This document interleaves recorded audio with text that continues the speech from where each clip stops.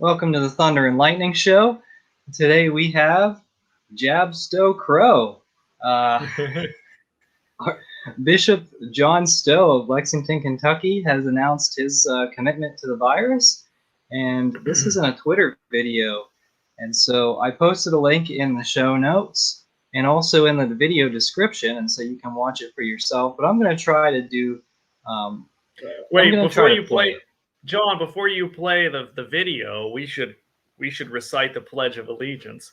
I pledge allegiance to the Jab of the United Jabs of America, and to the pandemic for which it stands. One pandemic under Pachamama, with jabs and quarantines for all. There it is. All right. Well, there you have it. The pledge of, what is it? Virus pledge? Yeah, I don't know. I guess so. Yeah. All right. So we'll go here, and I'm going to actually talk about this as it's playing. I don't think the audio comes through. We tested it and it wasn't working. So I'll play it from Twitter. This guy John Monaco posted it, and he is actually a doctoral student, I believe, in Pittsburgh. I don't really know much about his background, but he seems to post a lot of Eastern Catholic stuff. But here's Bishop Stowe. I'm going to start from the beginning. And as you can see, I'm going to make this full screen. It looks like this person is Bishop Stowe. Is that? Yeah, there's a guy with a mitre in the middle. Fine? Yeah, there's a guy with a mitre in the middle, and there's two deacons on either side of him. Well, actually, the guy on his left is the one to the left looks definitely like a deacon. The one to the right, I can't tell. He looks like he's standing in front of something. Well, I think there was a priest and a deacon. I'm not entirely sure. I think this was the cathedral rector. So, yeah, the deacon's on the left. I'm gonna just play this and kind of say what the deacon or the priest is reading, and it's hard to tell what they're saying because the video is low quality.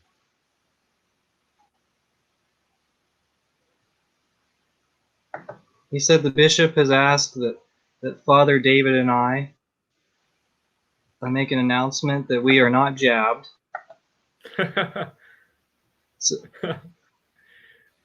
So people can decide if they want to attend masses, which we're celebrating.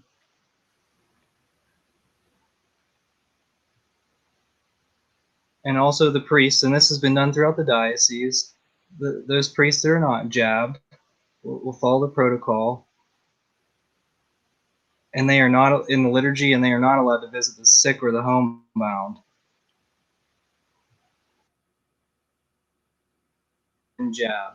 Thank you. And that's all. That's all.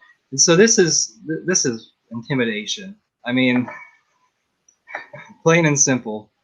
Yeah, and the bishop made him. The bishop made him read that thing out. Yeah. Like when the bishop was there, so it was basically like a kidnapping video. Like, I am being very well treated by my captors, and they're like blinking. I have plenty of food to eat. This is great. It's never been more fun to be a captive than this. That's what it's like. It's crazy, but yeah, you know, we kind of figured this would happen. Look, I as a joke started talking about Jab Crow segregation, and Jab Crow Stowe actually put it into effect, where you have jabbed priests, you have a jabbed congregation, and you have a jabbed priest, and then you have an unjabbed congregation, an unjabbed priest. So, as for me and my family, we choose the unjabbed, but you know, and you know that a lot of these unjabbed are going to be traditional Latin Mass pro-life people. So, man, this is getting crazy, and this is only just now started. Well, wait until I mean, Bishop Stowe he's not like your typical bishop, though. No. I mean, not everyone promotes the anti-Catholic agenda like Stowe does. I mean, maybe some bishops here and there. Stowe's certainly one of the worst. I would say top 5. He is one of the worst. But what's different is that this sort of thing, what he's doing with the segregation, doesn't exist really anyplace else. I mean, I guess there's some companies where they're firing people. Yeah, and well, I think with this, I don't know that he officially banned them from giving out extreme unction, but it seems like if you're banning them from visiting the sick and the homebound, I don't know if it says hospitals, um, or the dying. Yeah, so basically they're banned from giving out the sacrament of extreme unction. So what that means is they're suspended from the sacrament of extreme unction. And what's interesting is you're not letting them minister to the dying. Why? They're already dying. What does this mean? If you're dying, you're saying I want less priests to give sacraments to the dying. Why? Because the dying could get COVID. They're dying. They're dying. They need the sacraments. It's not a, well, like all evil, Satan is extremely stupid. He used to be intelligent. Now he's stupid. And this is the kind of stuff that he does, where you like show, I am so concerned about the dying, and that's why I don't want anyone to visit them. They did the same thing at the beginning of the virus, and they said, like, oh, you can't go into the hospital, everything's locked down, nobody can confess sins because we're worried about, like, Yeah. the virus or whatever. Well, they're dying. I don't know what more to say than that. Yeah, and that leads me to a question here about these priests. Like they've already decided, yeah, they're not getting the jab. They've had their opportunities, and they're not. They're not going to. I mean, Stowe's trying to bully them, obviously, but I don't understand why they don't just all collectively ask for a leave of absence. They'll be paid. They'll still get their benefits, and they'll be able to do their own thing, do some reflection, maybe take a look at other communities they want to transfer to, because they're not going to go back to that diocese under that bishop. Maybe they're just biding their time till Stowe's appointed bishop of Louisville. Well, yeah, okay, that works, but then they're just going to get another clown who's coming in right after him. A guy will have the clown nose and the clown hair, and he'll be have needles sticking out of all his arms and whatnot. Um, you're right, though, John. I don't know why more priests aren't saying, these priests have it easy. They could say, look, oh, Bishop Stowe, because I'm unjabbed, I really can't serve in your diocese anymore. So I'm going to request a leave of absence. I'm going to go say private masses. And basically, you're going to go and set up tratty chapels in people's homes. And you're going to say these private masses, or maybe find a group of nuns or monks to whom you can be the chaplain, or leave the diocese and just say, like, again, I'm taking a 6-month, 12-month sabbatical, and I'm going to go live with some other community, or give me time to discern out of here. So it's up to you, Bishop. I'm not going to be doing anything for you. It's your choice whether you're going to pay me or let me go to another diocese. Your choice. Yeah, I don't know.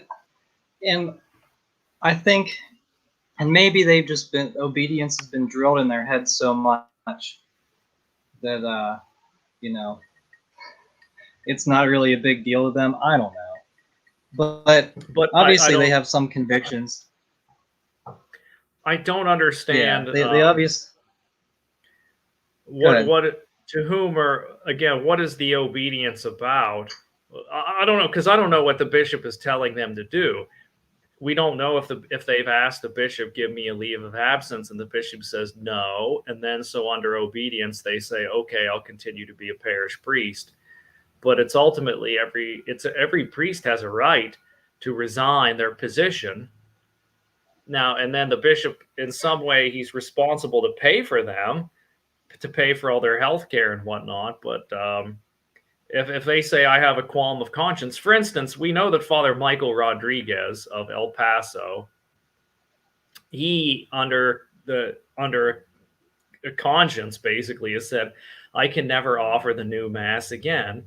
So the bishop didn't give him an assignment, and he's paying him like a really a few dollars a month. I think it's like 200 or 400 a month that he gets Hmm. paid plus health care. And Father Michael Rodriguez, he just says private masses for people. I think he's got a little chapel or whatever.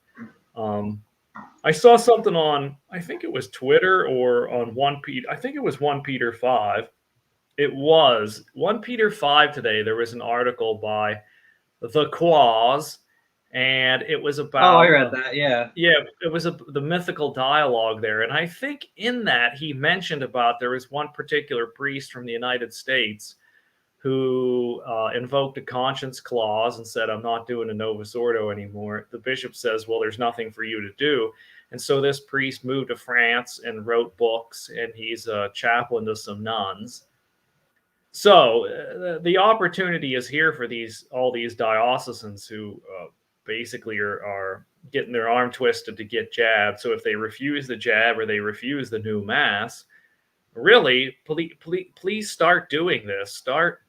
Start invoking your conscience and resign these positions and ask for a transfer to a religious order or another diocese. Yeah, I think that's a. I mean, because and we're going to talk a little bit. Oh, I'm going to talk a little bit about mental health here for a second. I don't always talk about that, but like, if you're stuck and you just keep being beaten down, like you're stuck in that position as a priest, and you say, "Oh, obedience, obedience, obedience," you're going to go nuts. You're going to have some kind of mental problem because no one supports you. The bishop hates you, your boss, but it's not your boss. It's not just your boss. It's like your spirit. It's supposed to be like your spiritual guide, your spiritual father. And so when he hates you, what do you have? Like, who do you have left? I mean, maybe there's a few lay people, but are you going to go complain to them about the bishop? Maybe, maybe not. And maybe there's probably not very many priests in the diocese that would, maybe they'd rat you out. Like maybe you don't trust them. I don't know. So I would say you could have like this kind of situation, just staying in a bad situation could cause a lot of priests to have nervous breakdowns or some kind of like mental, mental issue that can happen to really any of us. I mean, if we're in a bad situation for a long time, and so do your best to get out of that. It's just Yeah. even just for your mental health, but for your spiritual life, because if you're just gonna do the same old thing and you're not gonna grow spiritually, like that's the whole goal of a priest. That's why people join the priesthood, is to grow in their spiritual lives. So it could be spiritually damaging as well. So I don't. Just my thoughts. I think it could be a downward spiral, and it's not going to end until the priests stand up and well take a hardline stance. Stand up for themselves, stand up for their fellow priests and the future of the diocese, if there is one. Because as we can see, that not a lot of these dioceses are very promising. Now there are a few that I don't know if you want to talk about them a little later in the show or not, that seem a little more promising than others because they have Latin masses. But yeah, that's just kind of my call to praise is just stand up. Um, resign if you have to. You're going to let some lay people down, maybe, but at the same time, if you can't preach the truth, if you can't even stand up for your own beliefs, it's time to leave for your own sake. Yeah. What So, do you think? You mentioned about the priest nut houses, like St. Luke's. That's one of them, right? yeah, St. Luke's is in Maryland. There's one near Philadelphia. And what was your question about that?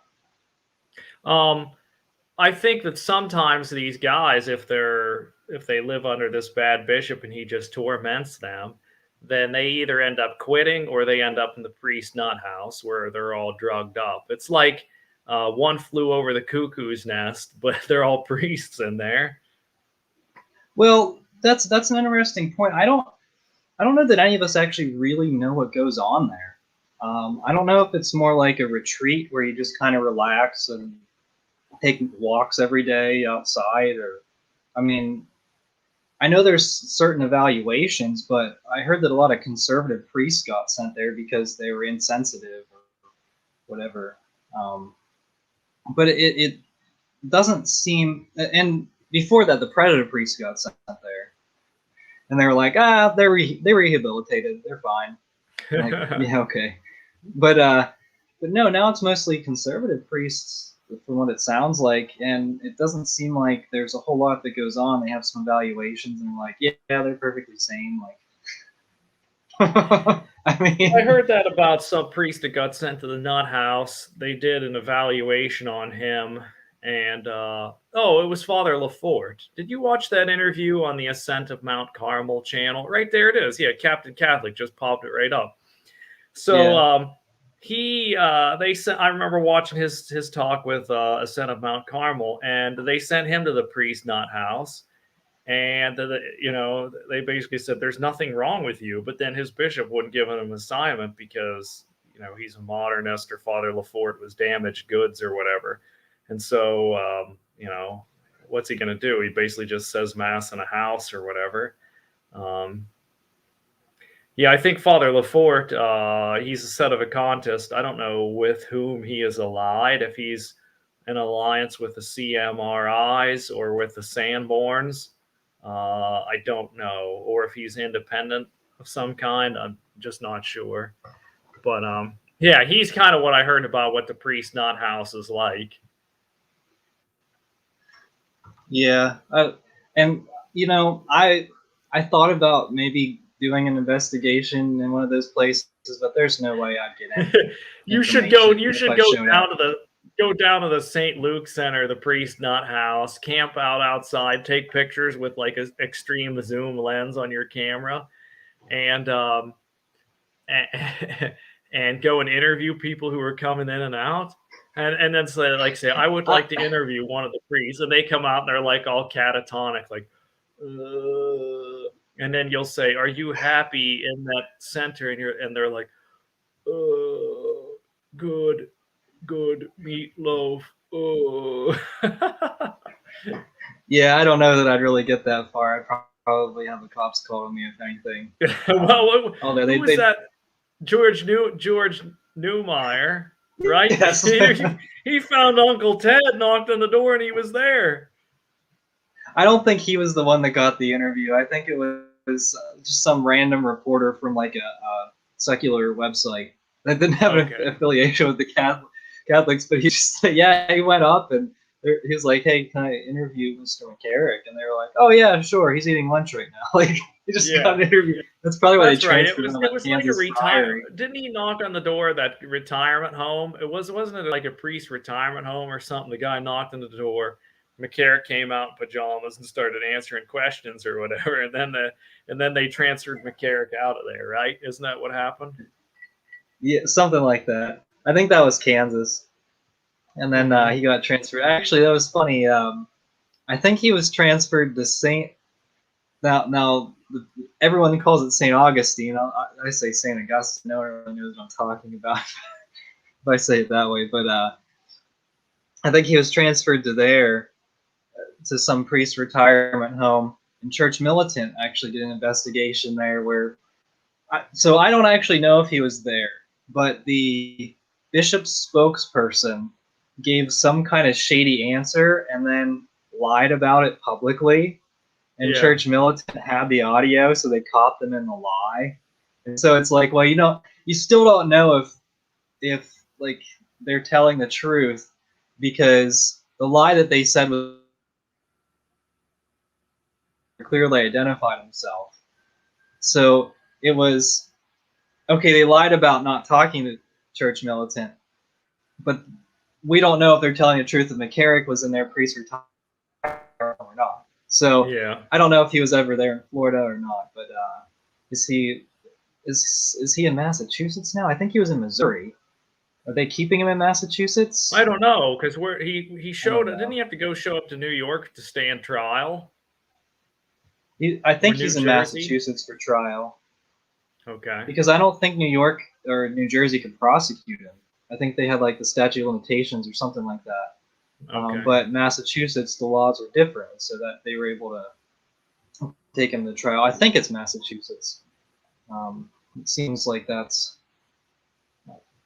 yeah. And plus, if he's from New York and New Jersey, then people in Boston would certainly be happy to, to do anything they could to oppose that. It's sports preference, sorry. But would you like to move on to new Latin masses? Do you have anything else to add to that? Let's just go through those comments there. Captain Catholic at 705, he pointed out quite the Protestant-looking church. I'm going to share my screen because I have this window up here, and we'll just go over this. Can you put up my screen there? I have that Sure. queued up. So let's take a look at what you see here. Is Captain Catholic pointed out? So you have this freestanding altar here. At least it's got some steps up to it, but then this weird pulpit. I don't know really what is going on way back here, because here's the altar and there's all this stuff back here. Here's pipes and an organ.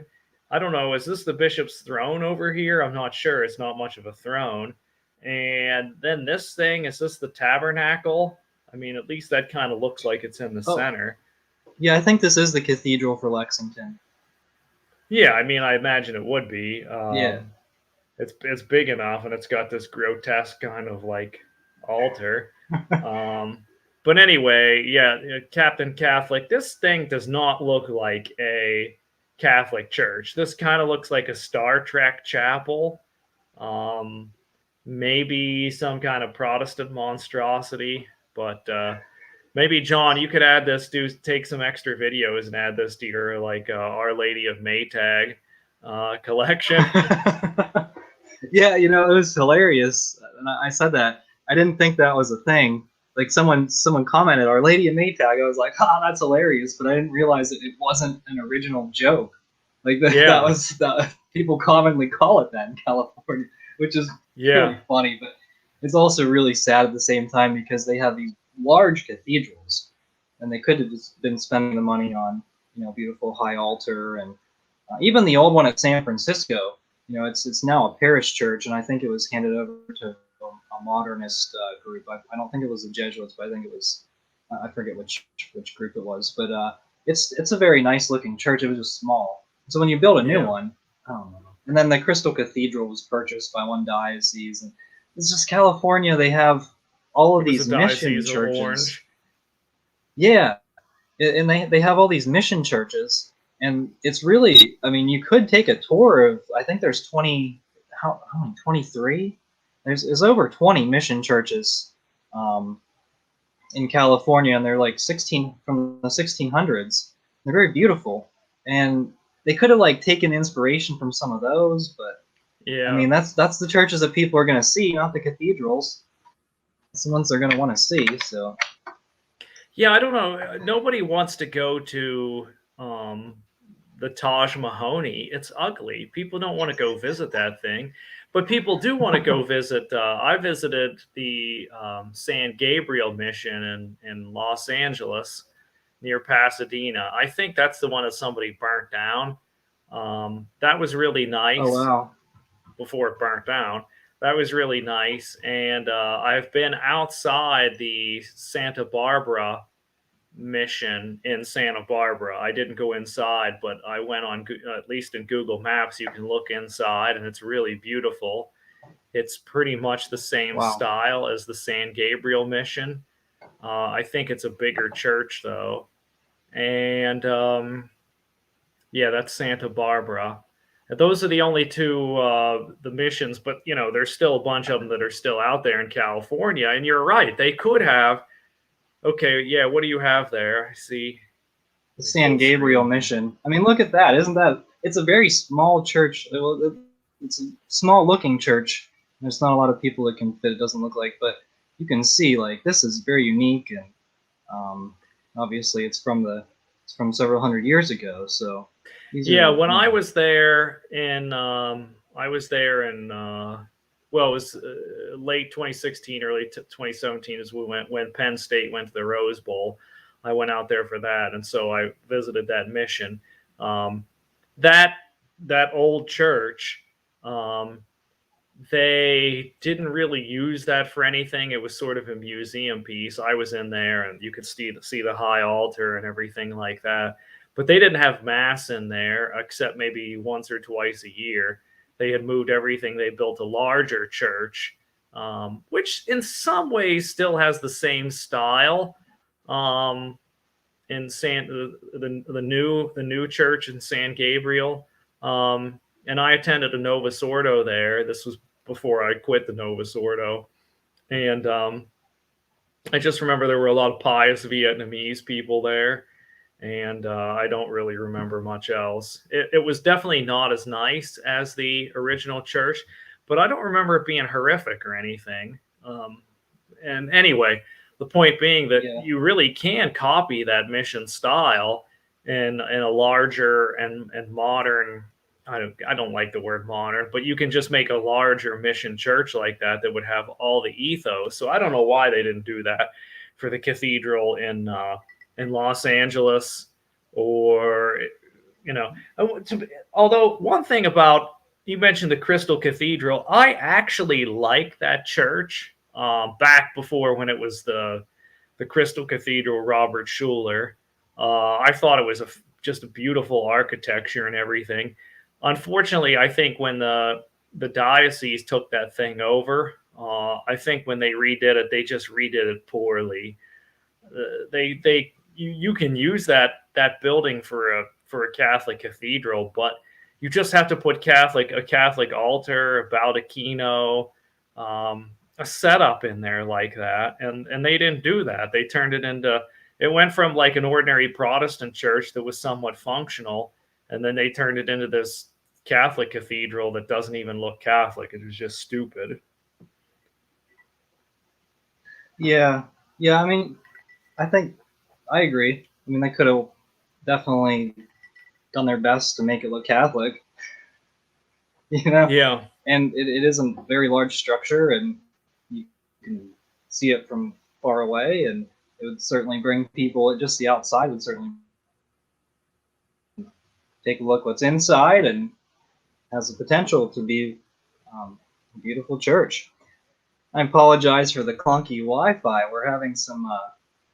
I'm having some Wi-Fi from the slow internet, so I apologize for that. Would you like to move on then to the? well, yeah, we can move on. I wanted to ask Captain Catholic if he's still watching, if he knows what Father LaForde is doing now, because he mentioned him. I'm sure he's probably watched that video, but I don't know if he's followed up on his story to see what Yeah, he's he doing. said he left and is much happier now. So let Yeah. us know in the comments, Captain Catholic, if you're still watching, what Father LaForde is up to. Yeah. Did you want to move on? Yeah, you wanted to move on to the better dioceses. So we heard about some bad dioceses and how they're shutting down Latin masses and whatnot, but there are some notable exceptions to that. And the first one that came to my mind was, I think one of the first things that happened right after the motu in proprio was that the Diocese of Syracuse in New York made an announcement, um, that they are going to establish, or they have already established, a shrine that is more or less exclusively for the Old Mass. And I don't know if this is the website. This is a parish website here that I can share, John. I haven't found the announcement on the diocesan website. I probably have seen it before. Let me share this screen over here, this window. Oh, wait, don't. No, that's not it. Well, anyway, I'll send you the link, John, and you can. Okay. There you go. This is it, but I'll just start to read this. He announced this on August 6th, which was only 2 or 3 weeks after the motu in proprio, and Bishop Lucia established this shrine, which is for the old rites, and he went there on Assumption Day and celebrated a high mass. And then he added a couple other traditional Latin masses in his diocese. I see here Binghamton, Verona, Oswego, and then of course Syracuse. Um, so this bishop really, he used the motu in proprio to establish some Latin mass communities, and I think we mentioned this before. Kudos to him. I'm gonna, John, if you're ready, I will call this thing up here, and I'll share it. Okay, let's see. There Let's it see if I is. can share. Hold on. Okay. Oh, there you go. All right. Yep. So this is for this parish of St. Patrick's and St. Thomas Aquinas, which is apparently a cluster. But here's an announcement here, and he talks about what he's doing in canon law, who the pastor is, 1962 liturgical book, Sacraments and Christian Burial, and then he says he makes some designations here for these Latin Mass communities. I don't know if he subtracted any. I really think that he added some because, Syracuse, I think they had some stuff here, there, and everywhere, but they really didn't have anything as a full fledged situation. And they have to understand that I found this out, that there's a SSPX priory right outside of town in Syracuse. There's a school. Yeah. I think there's a bunch of priests there. And as a matter of fact, I know those priests are the ones who come down and go to Pittsburgh to celebrate the Latin Mass down there. So they actually drive down from Syracuse the whole way to Pittsburgh every week for that traditional Latin Mass down there at St. James. That's quite a drive. I think it's like 5 hours to get down there from Syracuse. Yeah, it seems like it. And that's on the toll roads. So, yeah. Yeah, so Syracuse, kudos to them for what they did. And yeah, definitely. And I have next. Yeah, and you wonder how much the bishop was sort of influenced by the SSPX presence. Yeah, you wonder about that. Yeah, you wonder. But at the same time, it doesn't hurt. So good for him. Yep. And if he's saying a Latin Mass, that means he's not hostile towards it. I would guess. Yeah, so he's definitely at least somewhat interested in it. And now over at then we found out just last week or 2 weeks ago at West Virginia University in Morgantown that the pastor of that chaplaincy, he established a weekly Latin Mass on Sundays at 1 p.m. and that started this past Sunday, and that's at St. John's University Parish in Morgantown, West Virginia. So there you see the announcement. And this has to be one of the first, I think this is maybe the first new Latin Mass that not announced by a bishop, but that's happened since the motu in proprio has come out. This is fantastic news that the students at West Virginia University now have access to a Sunday Latin Mass. I'm sure that that's going to be really, really popular and will only grow in popularity as time goes on. Yeah, and so here's the thing. We talked about 2 different towns establishing Latin Masses, or the Syracuse and Morgantown. Both have decently large universities.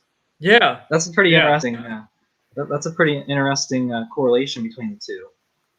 Yeah, and I asked my friend who I was trying to look up enrollment for WVU and Syracuse. Can you look up both of those?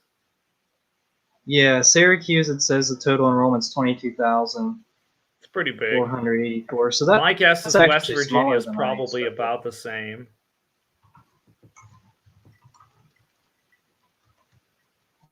I'm just Googling. West Virginia, I would imagine they're 28,770. Almost the same. So they're So both that pretty was in good size. 2015, but yeah, West Virginia's slightly larger than Syracuse, and I mean, for me, like it's you can tell by how large their football stadiums are, how good Yeah. their football teams are. That kind of tells you, sort of, kind of the size of the enrollment. I mean, not really, but I think it's a decent measure of Does of that include enrollment. any But branch campuses? I think it's unlikely that it would, Okay. um, unless they're like super close, uh, because like there's different branch campuses for a lot of universities, and some of those branch campuses themselves have a decent enrollment. So it's Um, by but the way, no, Patty asked a question at 7:37. This is just a quick aside. So he asked 7:30, yeah. is that tab in this class? And it is actually not. But I'm gonna say you're not gonna be able to guess what this is. It's a brand of cola. You can still get it. I don't know if you can get it in Ireland, but John, you might be able to guess. Do you know what the official, well, at least a couple years ago, it was the official cola of the Little League World Series? Oh yeah.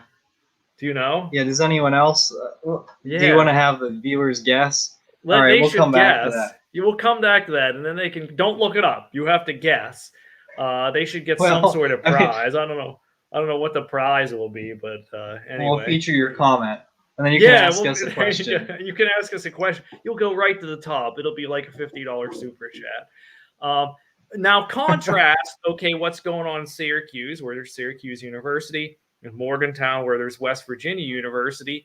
Contrast that with Penn State University, where our friend Victor, who's been on the show, and some of those other kids from the Penn State Latin Mass Society, they can't get anything going. The pastor, the priests on campus hate their guts. They put in a petition to try to get a Saturday morning Latin Mass. That got shut down. They've been calling a bishop. Nothing's going on there. So and they got a bunch of kids that are interested in Latin Mass, and they go gaga. If they got something on campus, they'd probably get 100 kids showing up to the Latin Mass. So, it's just a really sad situation that you have bishops who really don't care. They would rather you not to like be completely inactive and lapsed or whatever, as opposed to attending the traditional Latin Mass. Because for them, Catholic tradition pre Vatican II is actually bad. And if you're not involved with the Novus Ordo, then they're not interested in you. I wish they would just come out and say that, though, and say, like, I think that the old Mass is evil, and I think nobody should go to it. But they're not even intellectually honest or spiritually honest to say that. Yeah, and it's an interesting dynamic. Now we're gonna set aside Syracuse and Morgantown, West Virginia, for a second, and take a look at some of these other places like State College. By the way, And Penn State main campus has 40,000 students, so it's nearly twice the size as Morgantown or Syracuse. yeah, so here you have students who are interested in something that is not being offered on campus, the Latin Mass. Now, if you look, say maybe about 50 years ago, there were a bunch of students that were interested in different masses as well, and those were, Yeah. they said, well, we're hippies and we don't really sing chant or play the organ, but we can play guitar. And the bishops, they were all about it. They said, yeah, let's go, let's hold hands, sit in a circle and sing Kumbaya, and then maybe we'll do a Yeah. little mass in the middle, Yeah. and they were all about this new theology, new Pentecost, like.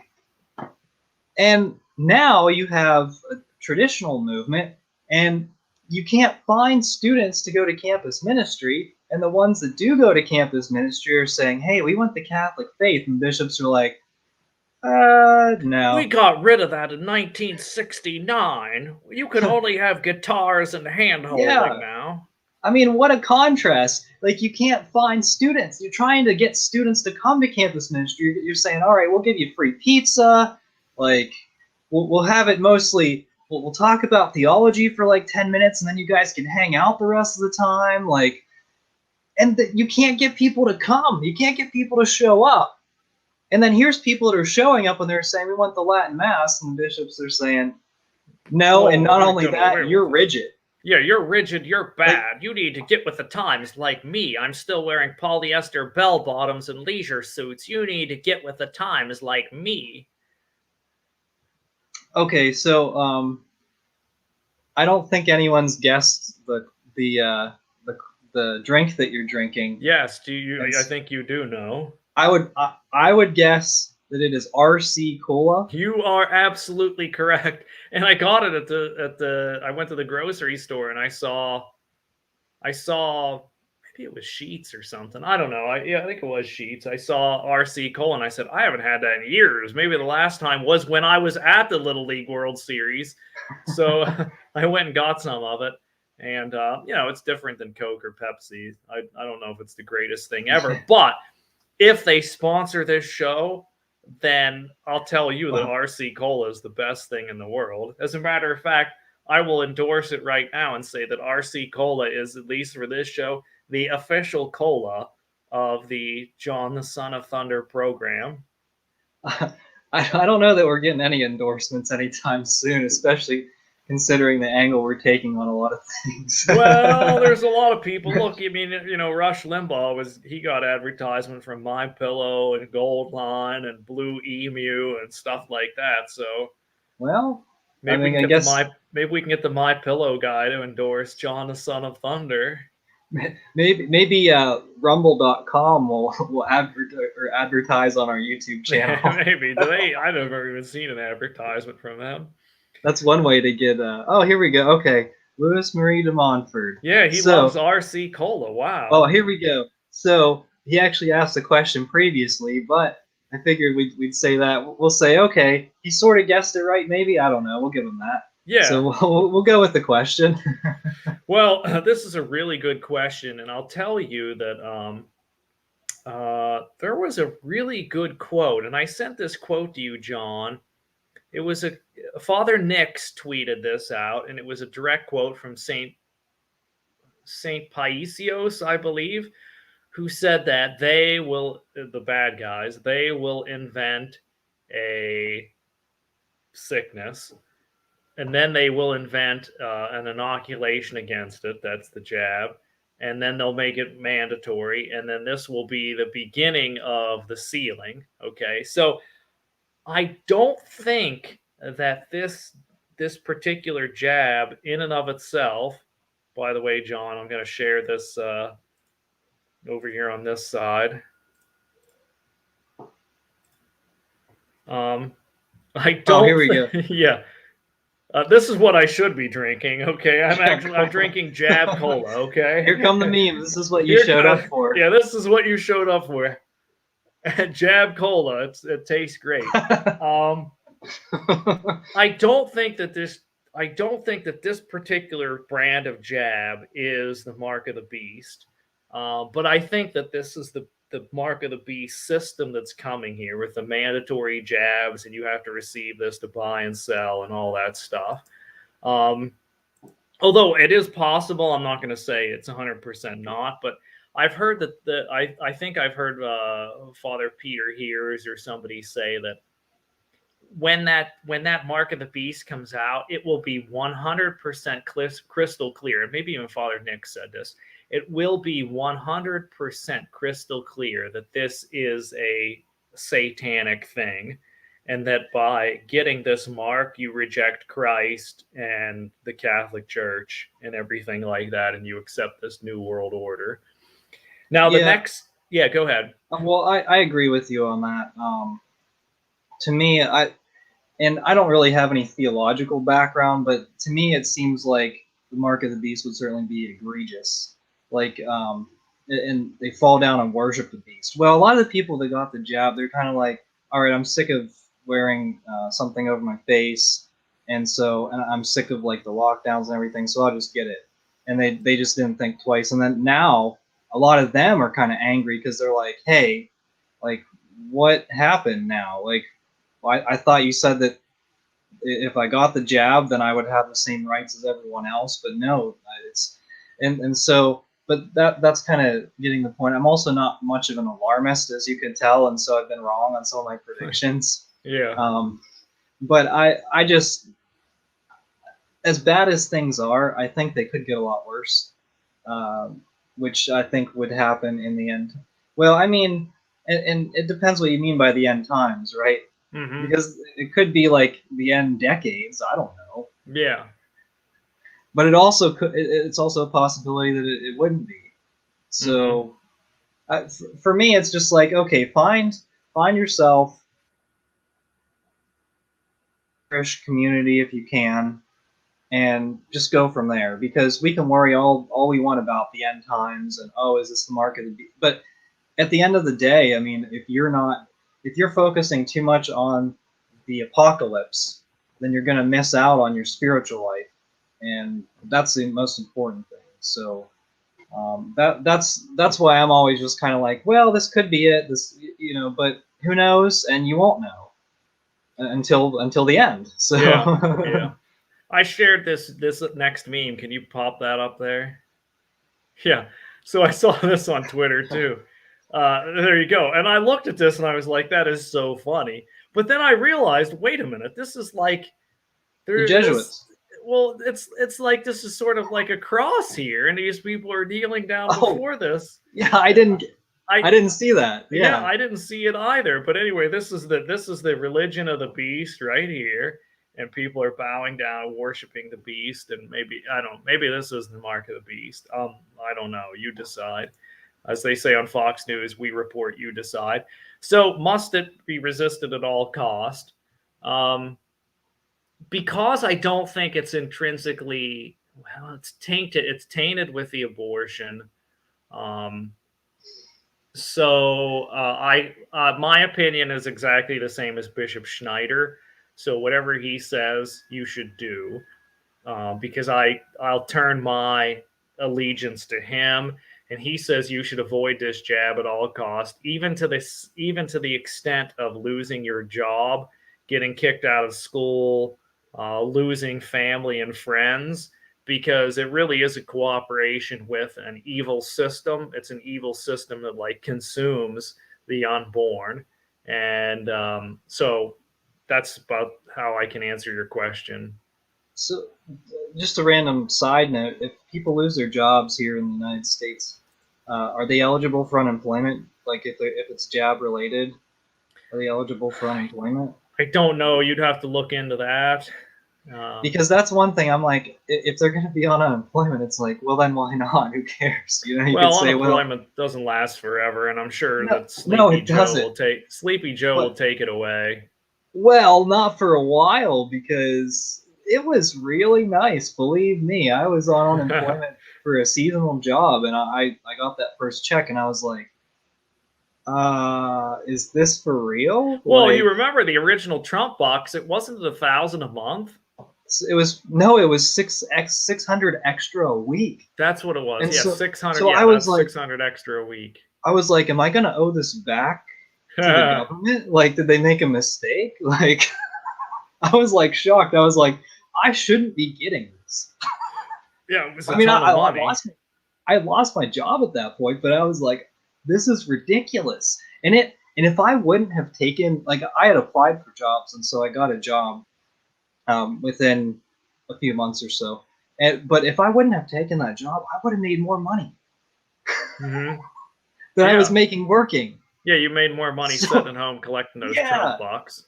yeah. So I don't think that's going to end anytime soon. I But don't I think know, they but did away with that. That 600 a they week, I believe, they is did. They over. reduced it to 300. I don't know what it is now, Yeah. but still, I mean, no. If you get all these people losing their jobs from the jab and they're eligible for unemployment, then they'll do away with Yeah, exactly. it. But Because then it'll be a tainted unemployment. They'll be like, oh no, we need to yeah, pray to the great jab, like they were doing in that meme. And Joe Biden will do away with your unemployment benefits. yeah. Which who knows? But Yeah. Joe Biden, he should be able to receive communion now, right? Because Pope Francis said so on an airplane. What did he say? I Oh, missed that. yeah, it was an airplane interview. I might have to Oh, do a those are full the video. Taylor best. Marshall will do a video on it tomorrow, I'm Okay. sure. Tim Yeah. Gordon too. Everyone, like Everybody name the has. usual We'll do it suspects. first, ladies and gentlemen. We'll spend 30 All right, seconds analyzing yeah, this video. Let me yeah. give Let's my cover opinion. it. Let me give my opinion first, since I haven't seen the video. I didn't I watch the video. Yeah, so it's Francis Bergoglio. Frankly, I don't care what he has to say, especially not on an airplane. So there's my hot take. John, your turn. Oh, okay. Well, that's maybe I'll make that breaking news and have like a section of this Oh video yeah, you can cut cut this out. out. It'll be like direct from parts unknown. Ryan the It, retrograde gives you his opinion on the yeah, Bergoglian airplane. yeah, and it'll be before Taylor Marshall, Return to Tradition, Patrick Coffin. Oh, we'll beat them all. By the We, way, we are beating them all because this is we're beat live and here we're live. good Here to we go. It go. was on National Catholic Register. They had a bunch of quotes where Pope Francis said, he said, "Oh, abortion's murder," but I wouldn't deny communion to anyone. He's like, in fact, I even gave communion to a Jewish woman who I didn't realize wasn't Catholic at the time, but God wanted her to receive it. And I was like, whoa, hold on. When you say I'm ashamed for that and I apologize and it was an honest mistake, like, like what? But then he said, yeah, no one. He said, I don't deny. I've never denied communion to anyone, and he was proud of that. And he was so. I don't know what the bishops are going to do now. But now this was the USCCB meetings in November, and I know some of them are taking a hardline stance. Like who was that guy? Naumann, Archbishop Naumann, and Bishop Hying from Father Heilman's diocese. They both said that Joe Biden was like radically pro-abortion, and it was like, Yeah. okay, good to see them standing up and stating the obvious. But you know, what are they going to say now? What's Archbishop Coeur d'Leon going to say? He's going to say, oh well, I guess I shouldn't deny communions to anyone. Or like, You know what they need to say is they need to say we're going to enforce canon law, and it says that if you are in persistent grave mortal sin, then you cannot receive Holy Communion because that's a sacrilege. Furthermore, if a priest or bishop gives Holy Communion to a known apostate, schismatic, heretic, Jew, abortion supporter, whatever, that's also probably that's a mortal sin. I mean, if they do it with full knowledge, which they do, they should know better. well, You're a bishop after all. I'm not taking yeah, any excuses that bishops don't know Roman Catholicism. If bishops don't know Catholicism, then we're in an apostate situation. So what you can say is people like Tomato Supich and the Queen of the Nile, Gregory, may likely be in mortal sin because they'll give Holy Communion to anybody with a pulse.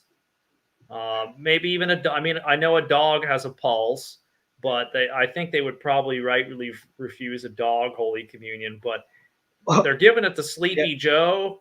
If Kamala showed up there, they'd give her Holy Communion. Lori Lightweight Lightfoot, they're going to give her communion.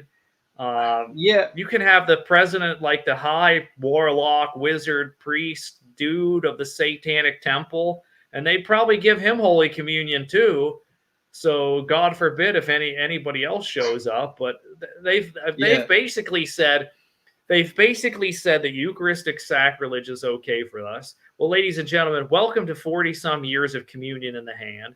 When you've been desensitized to sacrilegious Holy Communion by Holy Communion in the hand, it's only inevitable that it's going to go to the abortionists and the Satanists as well. Yeah, so that's our take on Pope Francis' airplane comments. I think he had By the some way, other ones. can you share the screen over here? The 753. Oh No, no, this share the one. screen. Share the Show your screen. screen. Okay. Yeah. This is I was gonna say this is the Bergoglian airplane, but it actually isn't. This airplane is the I saw a story about a an airline that says we're only gonna fly the jab. So Air Canada. yeah, is that who it was? Well, that's one of them, and I just happen to have a long-term investment with them. So dang it.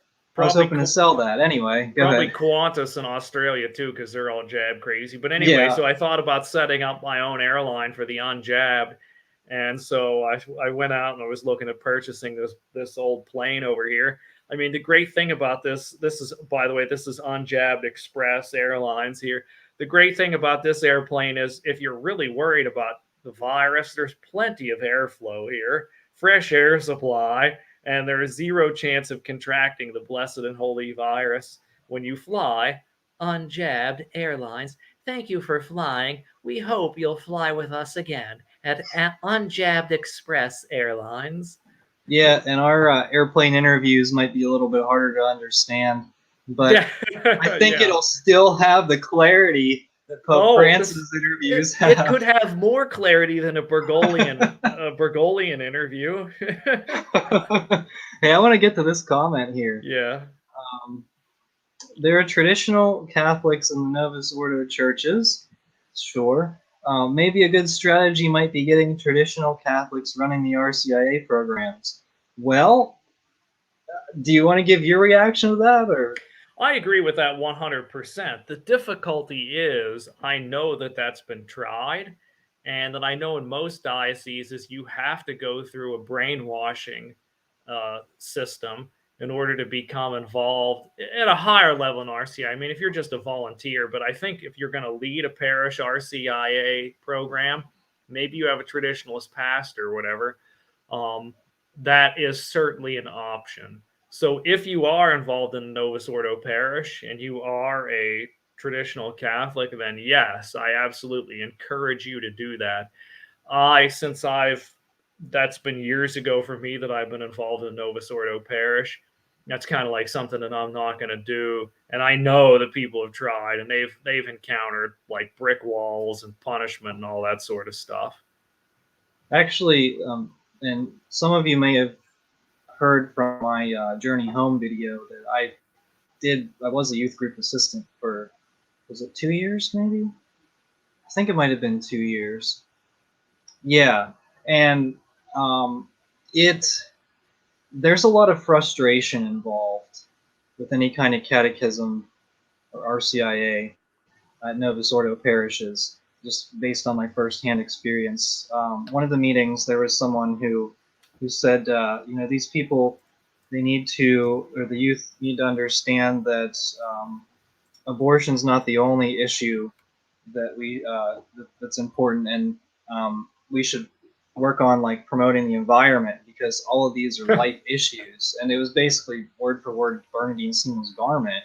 And when you're Yeah. facing that, and these people, and like if you don't have a specific reputation, or if this person may have a higher rank than you, we'll just say, um, you're going to be fighting a losing battle, and it's going to be very frustrating. And so Mm-hmm. go ahead and try it. I mean, it's not going to hurt, but just understand that you might not be able to be the hero that you're attempting. Like, and I don't mean to say that in a demeaning way, but you're not going to be able to do nearly what you may expect you would be able to do, especially depending on whether or not you have the support from the priest. Because if the priest is semi-modernist, then you say something moderately controversial, which equates to being Catholic, you I might get don't shut like down. this So, tone. It's exclusionary. and I actually know there's a local guy um, years ago at a local parish. Apparently, he was teaching RCIA, and he was talking about pro-life stuff, and they told him to tone down the pro-life, and he quit and went Byzantine. So this was a long time ago. Yeah, ladies and So I gentlemen, mean, you've probably heard in traditionalist circles about people, this stuff happens and they quit and they go like SSPX or Sedevacantis. But if you're in Pennsylvania, people rage quit and they turn Byzantine. yeah, well, and I mean, yeah, that was a local church for him, but no, I think that there could be a good deal. Just understand if you're going to that, there could be some frustration. Yeah. So I mean, that's certainly a. Now, let's see here. Patty. Go to yeah. I have something. I'm going to share a window here about that. So go ahead and share this next one. Share my screen over there. Yeah. So there's there we go. Bergoglio. He's going to baptize an alien. So he said he would do it, and you see, this is the future coming. We're being programmed for the baptism of an alien. Well, I hope he does it in the old rite with the exorcism and all that stuff. I doubt it. But we have photo evidence here. It's on this channel. It's on this video, so it must be true. It must be true. Bergoglio is preparing. This alien is an RCIA as we speak right now. No, wait, it's actually Rite of Christian Initiation for aliens is A. Okay, so it is RCIA. All right. There you go. Yeah, and I like this. Let's see here. I like this comment too. Baptized Bigfoot as well, which is awesome if you can find him, because he's Bigfoot. The what do you call it? The species. They're very elusive, and so hopefully you can find one. I mean, let me know. There's actually almost as elusive as a Catholic bishop. That's great. All right, let's see here. Lee Jennifer responded. I experienced it. We were attending RCIA and had to correct the instructor. She got so angry she told me to shut up. So my fiance corrected her as an alpha male. Yes. Yeah, and and I don't know that conflict is always the best option. Like for me, whenever I heard that, I didn't even correct the person because I thought, well, this guy isn't going to be in my youth group, so I'm not going to be facing this. And I knew that if I corrected him, I would be kicked out. So it was like, okay, do I want to do it? So, because, do you understand what I'm saying? Like, I wouldn't be able, if I corrected this guy. What did he say wrong?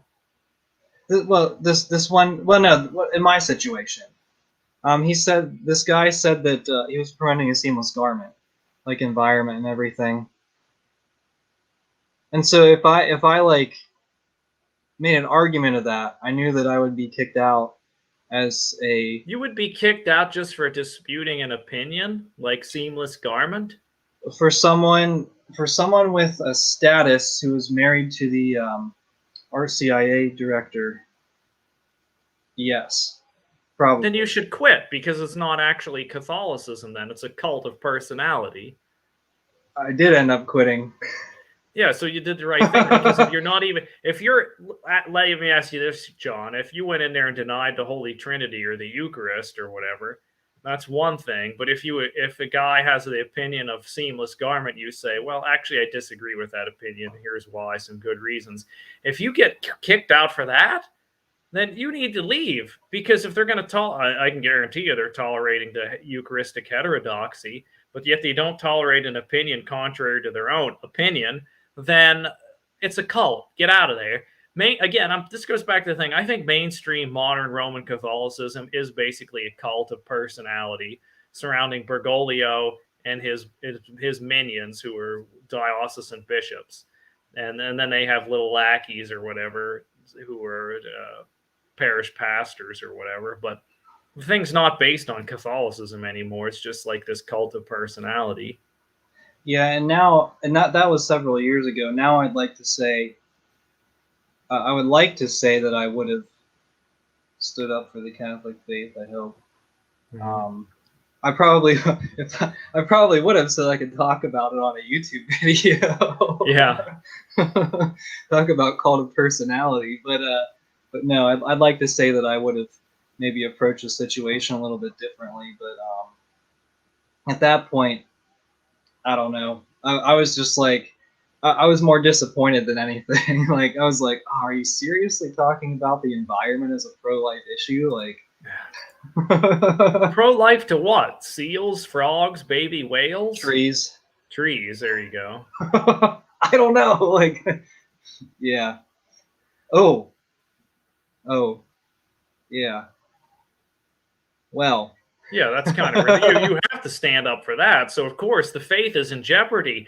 That's the kind of time when you make a whip out of cords and you start swinging that whip around and flipping over tables because there's people promoting LMNOP, it's game over. They've apostatized. Lot, Well, like destruction of Sodom and Gomorrah. the thing is, in this situation here, and maybe I was in this situation where I hadn't read through the whole Bible, but you pick out quotes in the Bible, like St. Paul, I believe, is it first? What's the first epistle in the Bible? Is it Corinthians? First Corinthians? Yeah.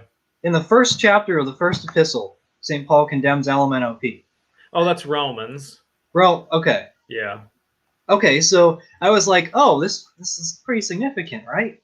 Yeah. Like, it's right there. And so any of this stuff, like, you just have to have a fundamental understanding of the faith, and by doing that, you have to prepare by reading the Bible. Yeah, isn't that amazing that after you get through Acts, the first thing that you see is Romans, and in chapter 1, it's all about LMNOP. Yeah. Yeah. Like, that's the first thing. So the first thing, right off the bat, St. Paul setting you straight. Yeah. It's like it's 2021. Yeah. Yeah, so is St. Paul rigid? I don't know. Like, that's well, Bergoglio would say that, but he did. Someday we got to do a show on Bergoglio, and just actually here it is in 30 seconds. He does not matter. Okay, he's good for laughs and to make shows about and to get Patreons, but everything he says basically has the most distant connection with actual Catholicism that there is. So that's about all I can say about Bergoglio. Yeah. Well, another thing he said on the plane was he defended Amoris Laetitia. He said, oh, at first people were saying heresy, but now Cardinal Schönborn showed us his brilliant theology. And, Cardinal Schönborn. Yes. Oh, goodness. Oh, it doesn't get it. It's horrific. I know. I read that and I was just like, my jaw dropped. I was like, oh, so now he's saying that it's Catholic. It's the Catholic faith that you can give people. If you get an endorsement from Schönborn, you think that's good. Again, that just shows how apostate these guys are. Yeah, I have more Catholicism in my pinky than Schönborn, I think, has in his whole body. He's the guy who said that like LMNOP was great, and we had to do LMNOP blessings. Yeah, and that's the guy, by the way, that wrote your new catechism. I don't have a copy of it here. Hopefully, I threw it in the fire, but it's over there, and I'm not going to go.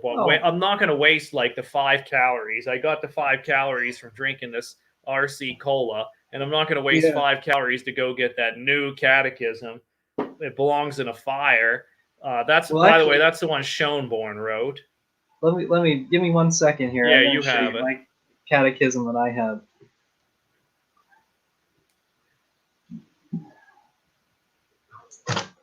I wish that I could put these comments up here. I don't have the capability. John has like dictatorial powers. I would call up Captain Catholics. I got this for my birthday. The Ultimate 6 Catholic Catechisms Anthology. That's interesting. What's in that? It is the Baltimore Catechisms 1, 2, and 3, Catechism of the Council of Trent, the Douay Catechism of 1649, the Didache, or Teaching of the 12 Apostles, Catechism of Pius X, and Thomas Aquinas' Shorter Catechism of the Summa. Didn't I count more? This is 1, 2. That's 6, unless you count the Baltimore Catechism. I counted all those Baltimores. You counted 1, 2, 3, 4, whatever. That counts as they counted that as one group. But this is all. And this was, I think it was like $20 used on like Amazon or something. So it might be worth picking up. Obviously, all this stuff is free for download. Yeah. Because it's out of copyright, or what is it? Public domain. Yeah. But no, this is all you need. If you're teaching RCIA, you're teaching your kids, if you're using it for your own reference, that's all you need. By the way, when I have the book here. When I taught RCIA, no, I didn't teach RCIA. When I taught CCD back when I was still in Novus Ordo, excuse me while I get this book, I'll be talking. when I taught in the Novus Ordo Catechism, I basically took the default diocesan textbook and threw it in the trash, and then I used this, which I took at the Staples and got it spiral bound because the kids love this. They're like, they look at it and they say like, "Oh, those cartoons are so cool," because it's like a comic book. And then the questions I would just say like, number 263, John, are we obliged to repair damage unjustly done to the property of others? And then the kid would read the answer, and then somebody would immediately be like, well, one time I broke something, but it wasn't my fault. And, then you get into all this stuff. So it's fun. Yeah. They loved it. Yeah. And that's how people learn the catechism. And so they knew the faith. If you go to like any college, well, not any college group, but if you go to like college groups and you ask students about their faith, how many of them even know what adoration is? Yeah, exactly. What's the Eucharist? Benediction. Yeah, well, it's not, and a lot of times it's not even their fault. Well, I mean, it's not their fault if they haven't been taught, but eventually you get to a point where you're like an adult, and you it's your obligation. Let's go through these comments here. Captain Catholic 808. Parent Ryan is not going to like this. RC Cola. Well, Parent Ryan, he's on vacation again in the Lesser Antilles or wherever he goes with Parent Juan. So I know I decided I drank too many of his tabs, so I'm not going to drink any more of his tabs because I have to keep those things because they're going to be auctioned off on the world's greatest telethon that we're going to do.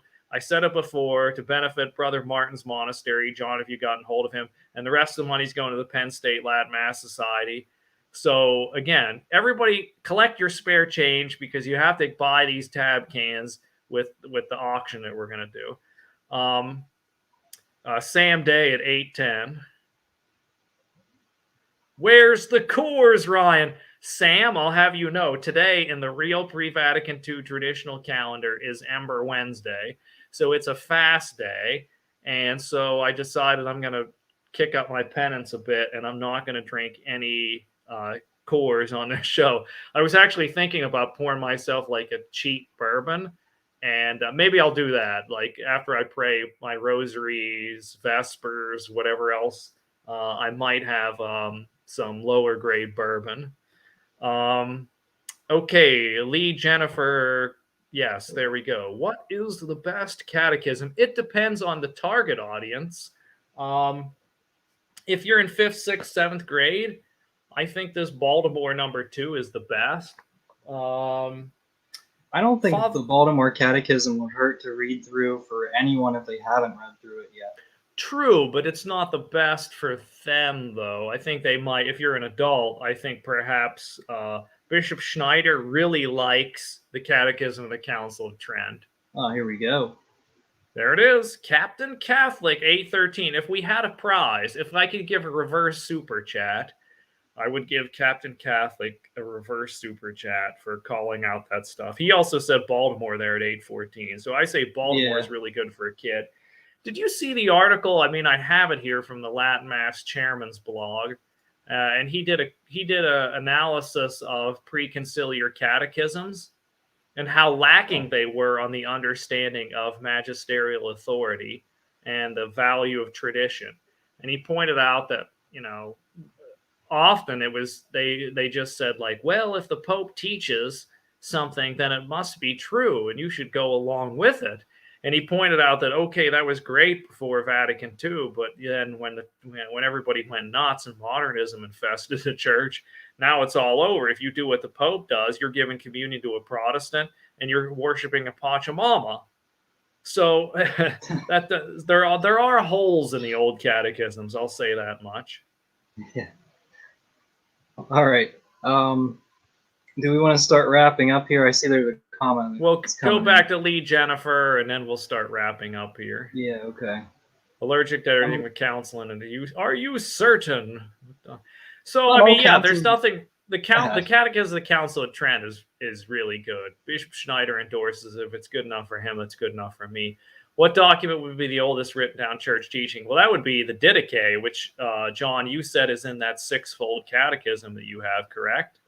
Yeah, I'll have to read through it. It's pretty short, I think. It is. The Didache is really short. I mean, and even earlier than that is the Apostles' Creed.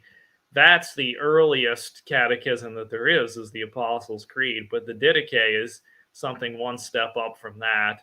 It's maybe comes 50 years later, because the Apostles' Creed by the Apostles, okay, in the year, I don't know, 33, 40, 50, 60, whatever. And the Didache is maybe at about the year 100, 150 or whatever. And you can find that on the internet. It's spelled Didache. It's like died ache. You know, you can type it in or whatever, post a link to it, John. But it's Greek, Didache. Yeah. Let me see. Post the banner. No, I don't know, but yeah, that's one of those. Do you have any more memes, or are you No, all memed out? I was able to work in all my memes. I got the biplane. I got the holy sacrifice of the jab. I got jab cola, which Parent Ryan should release jab cola and sell it. Maybe there was one other meme there. There it is. Didache. It's not did ache. My back, it did ache last night when this front rolled in, but I applied the Bengay and everything feels better now. Yeah. Well, let's see. This is oh, I don't I don't know what this comment is in reference to. I'm pretty certain. Oh, are you certain that? I don't know. Let's see. Yeah. Anyway. All right. Well, it's time to wrap up the live stream. Yeah. That's been a good show. Thanks for bearing with us. We had it was a little skippy at the beginning. I apologize for those Wi-Fi. Thanks for bearing with us. It looks like there's 17, 18 people on the live stream, so that's a good live stream. We always appreciate your comments and anyone watching. We have almost as many viewers as like those USCCB meeting live streams. Well, and you know, the ones that are live streaming the USCCB meetings are, well, I haven't live streamed. It's you and like 18 other guys who are just watching it for the laughs and the memes, who watch it ironically. It's LifeSite, Church Militant, like there's all these people that are looking to rip up the USCCB. Yeah, that's the only audience, is people who watch it for the laughs. Well, in the media, and the memes. And I don't know. I don't usually pat myself on the back, but I have to say, like, on this channel, you get comprehensive USCCB coverage because I post video clips, and like the last USCCB meeting, I watched like the 4-hour stream of that meeting, or of the commentary on the abortion topic, denying Joe Biden communion. And at the end of that day, I was so done. I was like, I'm so worn out, but I'm not tired. Yeah. I'm like so sick of the internet. Like, I know, it's a penance. You have to offer it up. And then the next day, I was like, I still have 3 more hours of coverage to watch. I was like, I don't know. I don't think I'm going to do this. Like, it's like emptying out septic tanks. What would you rather do? Well, it's probably shorter to empty out septic tanks. Yeah. Hey, we got a super chat at 819. Yeah, put that up there. Yeah, thank you, Sam. Sam, I'll tell you what, Sam, I'm going to take that $2. I'm matching that, so we got $4. I'm going to give you one of Parent Ryan's cans of Tab Cola, and then I'll donate that $4 back to the Penn State Latin Mass Society. So we're like, this is sort of like a pre-telethon, but there we've got something going on. So all right, starting. Well, thank you very much, and that'll be it for the show. So everyone, thank you so much for watching. This has been the Thunder and Lightning Show. We are the laity, and we will not be silent.